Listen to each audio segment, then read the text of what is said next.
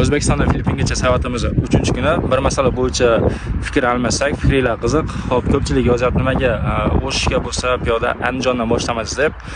Sababi Toshkentdan boshlashimiz sababi o'zi ozgina faollikni ko'tarib, ya'ni mana shu Pereval vodiyga kirguncha Toshkentdan boshlasam, ozgina faolligimni ko'tarib olsam, vodiyni qiziqarli, chiroyli joylarini ko'rsatish edi. O'zi aslida mana shu maqsad edi.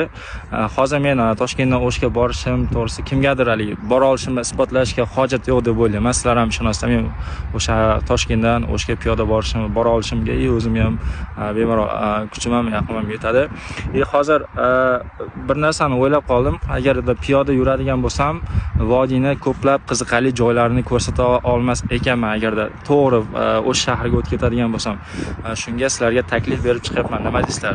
Mana shu Perevaldan o'tganimizdan so'ng vodiy bo'ylab sayohatimizni velo sayohat qilsak, ya'ni ko'proq mana shu vodiyni qiziqarli joylarini vaqtdan unumli foydalanib, velo sayohat qilib, qiziqarli joylarni ko'rsatsam deyman. Shunga nima deysizlar? Fikrlar qanaqa? Yozinglar. Shu fikrlarni shunga qarab bir qaror chiqaramiz. Mana bu manzaradan bahramand bo'linglar. Mazza havoyi bu yerda. Qushlar sayrashini qaranglar. Mazza. Shunaqa gaplar.